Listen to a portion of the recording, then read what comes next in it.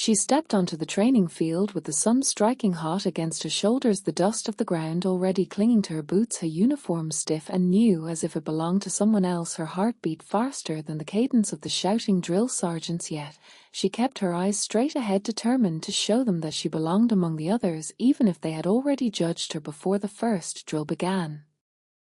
The first time the weapon was placed in her hands, it felt heavier than her frame could hold, the M249 sagging downward as her arms quivered, and the metal seemed to mock her with every inch of its weight. The men around her smirked and whispered, some hiding their laughter behind gloved hands, others letting it out in the open, as if her failure was entertainment. She gritted her teeth and tried to hoist it higher, her shoulders screaming from the strain, until the instructor barked at her to put it down, and the shame burned hotter than the summer sun. Later that evening in the barracks, the voices carried just loud enough for her to hear. They said she was too small, they said she was too weak, they said she would never last beyond training and should have never signed up in the first place. She stared at the ceiling in silence, fists clenched under the thin blanket, refusing to let their words sink deeper than her own resolve. She promised herself that tomorrow she would lift the weapon again, and tomorrow she would hold it longer, no matter what it did to her arms. The days rolled into weeks of punishing drills and endless marches where her legs trembled under the weight of the rucksack and blisters tore across her feet, yet she pressed forward step after painful step, never giving them the satisfaction of seeing her fall behind. But when weapons training came again, the M249 was once more placed in her hands, and once more it sank heavy, dragging her down like an anchor, pulling her beneath the surface of doubt. The snickers echoed again in her ears, louder than the bee. The days blurred together under the relentless rhythm of training as the sun rose and fell in the same unforgiving sky. She rose with it, her body aching from the punishment of yesterday, but her spirit pushing her feet forward into another test, another march, another reminder that she was seen as less than the rest.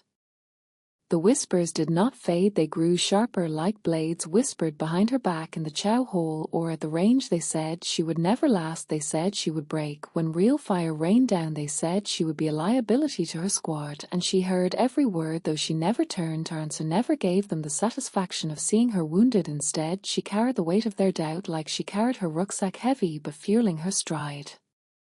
She began to notice the way some of them looked at her, not with malice but with pity, as though they had already written her ending, as though her role would be to step aside when the real fighting came and let someone stronger take her place. She hated that look more than the smirks, more than the laughter, because pity was worse than mockery. Pity meant they did not even believe she had the chance to rise. Yet she never faltered, at least not where they could see. In the dead hours of night she returned again to the weapon that mocked her, every muscle in her body screaming against the effort. She lifted and held and lifted again until sweat blurred her vision and her arms shook violently, but she refused to let go until the very last ounce of strength slipped away. Her knuckles raw, her shoulders burning, her body collapsing into the dirt and silence while the barracks slept unaware. And with each night she found something changing, her grip firmer, her breath steadier, her body harder than it had been before. Though it still hurt, though she still trembled, she noticed the difference, and it was enough to keep her going, enough to silence the whispers in her own mind, even if she could not silence the ones around her. When the orders came through, her name stood printed on the list in black ink as final as a verdict. Her squad gathered around the bulletin board, each one searching for their fate. And when their eyes fell on her name, their disbelief was impossible to hide. Some laughed quietly, others muttered under their breath, one even shook his head, saying it was a clerical error, yet there was her name among theirs, and nothing could erase it.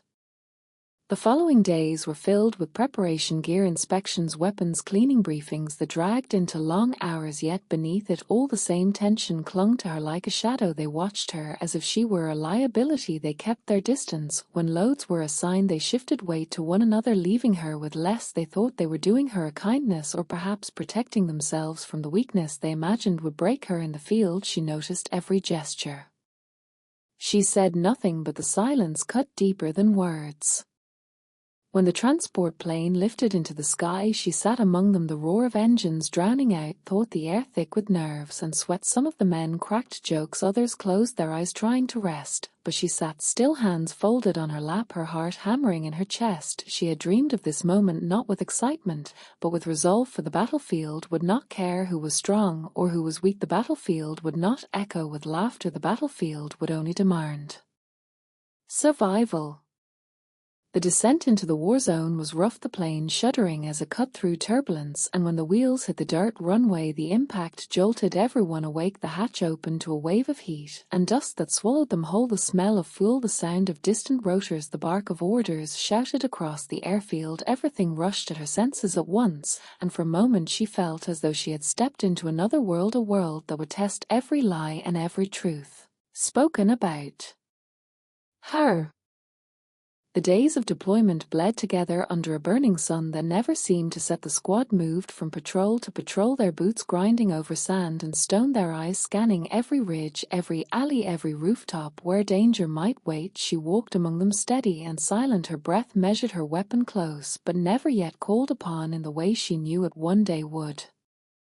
Most of their missions passed without a shot fired, only the sound of wind over the barren landscape or the distant bleating of goats drifting from unseen villages, but beneath that calm there was always tension, the sense that something waited just beyond the next turn. She felt it in the way the men carried themselves, more guarded, more watchful, though none of them spoke of it openly.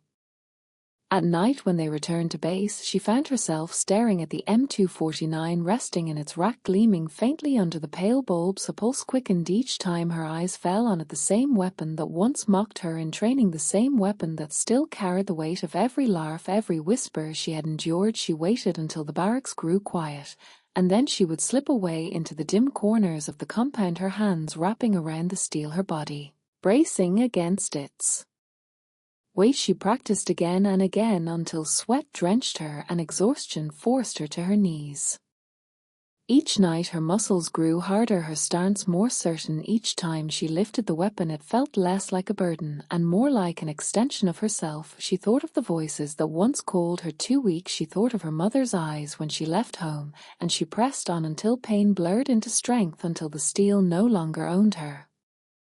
Her squad never noticed, or if they did they never mentioned. Their silence around her grew heavier with each passing day, no longer filled with laughter, but with quiet suspicion. They spoke around her, but rarely to her. They trusted each other in ways they did not trust her, and there the convoy wound deeper into the parse, the walls of rock rising higher and higher until the sky above seemed to narrow into a strip of pale blue. The sun glared down, but the shadows along the ridges grew darker, colder. The engines rumbled against the silence, and every sound echoed back at them louder than it should have. The squad moved with tense precision, weapons ready, eyes searching the cliffs, yet the stillness felt wrong, too perfect, too quiet. She kept her gaze on the heights, her heart hammering with every step. The road offered no cover, only hard gravel beneath their boots and towering stone around them. It was the kind of place that swallowed men whole. The gunner shifted uneasily on the vehicle mount, his eyes sweeping across the jagged rocks, his finger close to the trigger. She saw the twitch in his jaw, the way he kept glancing at her as though to remind himself that he was the one with the heavy weapon, that it was his burden, not hers. His mouth opened as if to speak, but no words came, only the tightening of his grip and the narrowing of his eyes against the glare.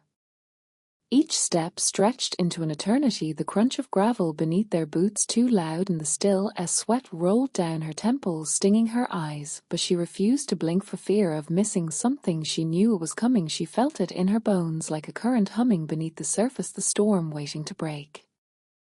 Then the driver of the lead vehicle slowed, his voice crackled over the radio, muttering about the incline ahead, about the narrow bend that cut their view short, and the tension spread through the squad like fire, each man gripping his weapon tighter, each glance darting to the ridges above. They did not speak, but they all felt it, the noose tightening around their necks.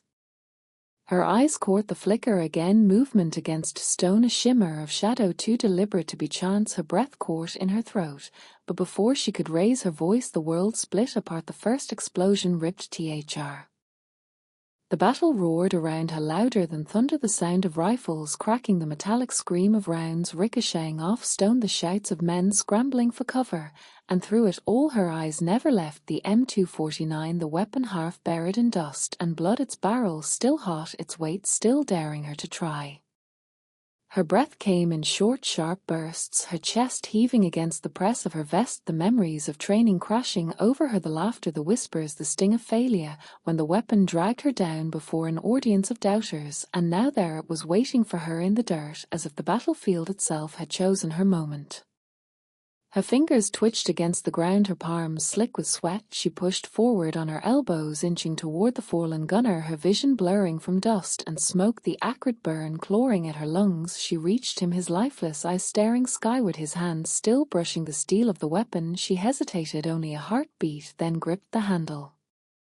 The weight slammed into her arms, heavier than memory, but different now, not mockery, not humiliation, but a test of fire and survival. Her muscles strained as she pulled the weapon free, dragging it across the dirt, bullets snapping past her head, kicking up stone and gravel. She pressed herself against the side of the vehicle, the weapon resting across her lap, her breath ragged and fast.